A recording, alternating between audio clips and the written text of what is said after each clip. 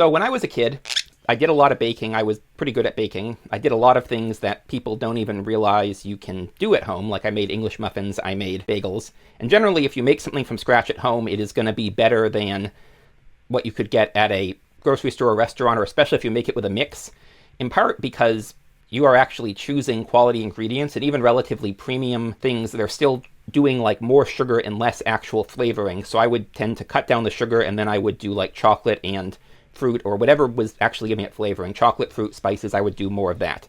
So one of the things that I realized pretty quickly is that relative to the amount of effort a mix takes, the difference in quality you could get with homemade brownies was massive. Because at the time, the best you could do was like Betty Crocker or Pillsbury. And those took at least like 10 minutes to like prep and clean up plus the baking time. Whereas if you're doing it from scratch, it took maybe 15 minutes if you're doing it with cocoa powder, and 20 minutes if you're doing it with actual chocolate. But the difference, even with cocoa powder, much less chocolate compared to these mixed brownies, was amazing, especially if you're doing a little bit extra chocolate and a little bit less sugar. And so I would bring brownies that I made to places, like for parties and stuff, and people would be like, oh wow, these are amazing. And I'd be like, thank you. And you know, it's really easy to do at home. You should try it. Like, it's barely more effort than doing it from a mix. And as far as I know, no one ever took me up on that advice. And it drove me crazy because people would still bring brownies to parties and stuff, but they'd be mixed brownies, and they were awful compared to what you could make from scratch, and it was barely more effort. And I did not understand, why are people not taking my advice making brownies from scratch?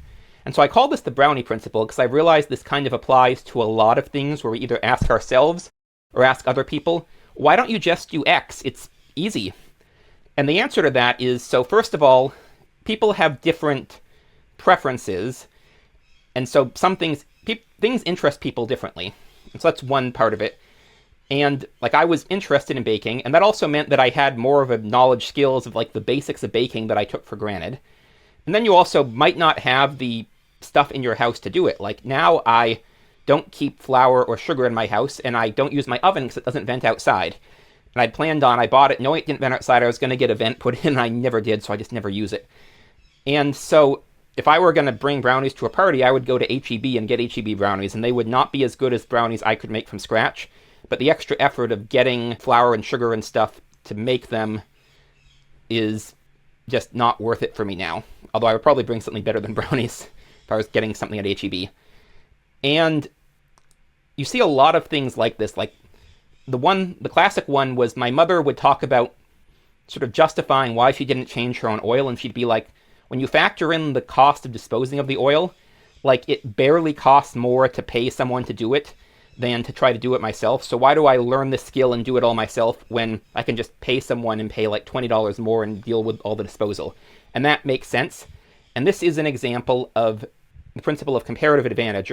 So comparative advantage has sort of two parts, one of which is kind of easy to understand, and then one of which is very counterintuitive. And so the one that's easy to understand is, so let's say that you have two goods you can sell, gadgets and widgets.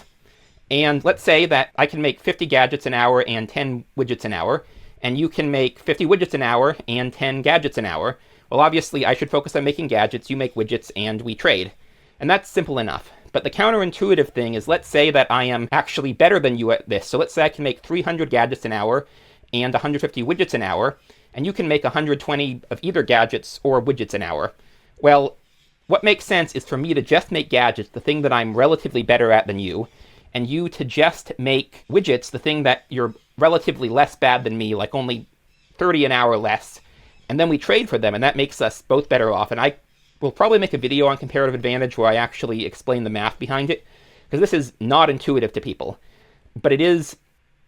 So you see with my mother with the oil change, there is that factor of, in this case, it's not even really comparative advantage, because having different interests, or it's not the counterintuitive part of comparative advantage, because having different interests and having the setup such that you can do it in bulk, you are efficient because you've done it a lot, and you have a way you can dispose of the oil, used oil in bulk, you can just get a better cost as a mechanic than someone doing it at home. But it applies to a lot of things. I've been thinking about this, so my father had a bunch of books on how to do stuff around the house. I took a few of the more interesting ones, and my father was really good at home repair, home maintenance, home improvement stuff.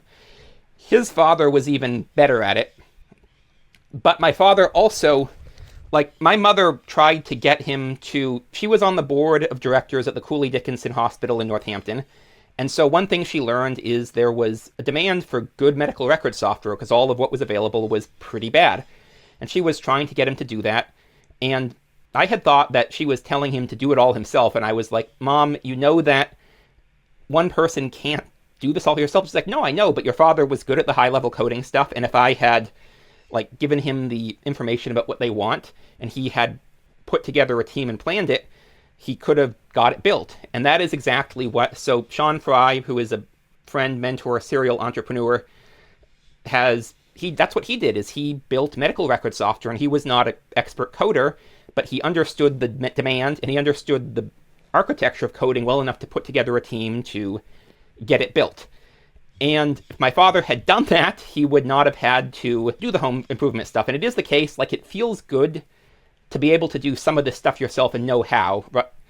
So, like, when I had my kitchen sink got clogged, like, way down the drain when I lived in Austin, I got an auger and I did that myself, and that felt really good to figure out how to do.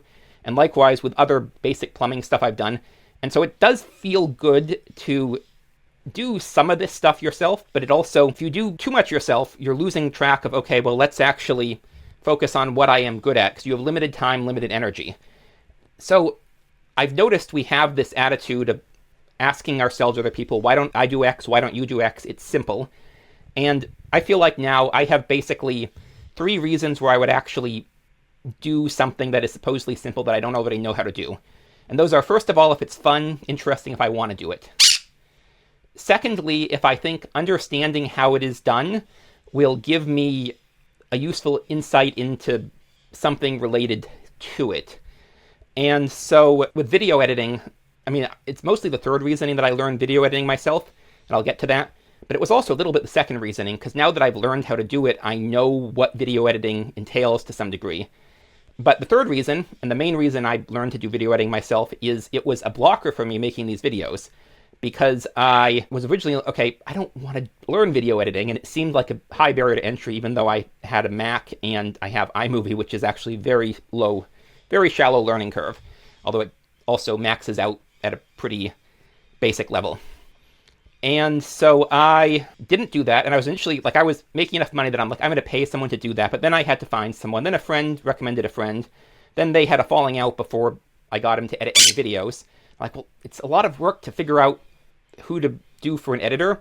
And then I got laid off, and I'm like, okay, I don't have the money to hire an editor now, so I need to learn to do it myself. And it turns out on iMovie, like, basic video editing is easy. And certainly if I have the money and I'm still making videos, I would pay someone to do that, because I still don't love, it's my least favorite part of making videos. Even when I was scripting videos and writing the scripts, I still liked writing the script a lot better than editing. Actually, I guess I liked editing scripted videos better than trying to record them, because I would trip over myself so much trying to record them. But basically, I just wanted to talk about this idea quickly, because I think it tends to, especially if you're middle class, like rich people have no issue, I'm just going to pay someone to do it if I don't want to do it myself. But middle class people, we have the idea we should do everything ourselves. And part of it is feeling like we should. Part of it is also feeling like we want to, because it feels good in the short term. Like, I will say, I love assembling flat pack furniture, and I will probably, no matter how rich I get, I'll always assemble flat pack furniture myself just because I find it fun to do. But for other stuff, even if it feels validating to do it myself, like doing my own basic plumbing, I'd still rather, if I had the money, pay someone else and focus on what I can do well. And so I feel like there's 3 reasons to actually do something if it is supposedly easy to do, which are to, if it's fun, to understand how it works, and if it's a blocker to something you're trying to do where there's going to be a big payoff from doing it yourself, but it's hard to figure out, have someone do it.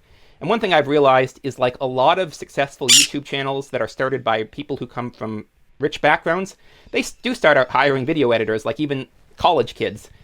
But they've grown up doing that, and they have the money to do it even if they're not employed, which was not a feasible situation for me at the time. But basically, the idea is just, when you can, when it's cheaper to outsource it to someone else, do. And I've read several other books making this exact point. but I wanted to share this and share my idea of the brownie principle. So I also wrote a post on that, which I will link in the description. Thanks for watching. I'm Magpie. This is Leela, and I'll see y'all in the next one.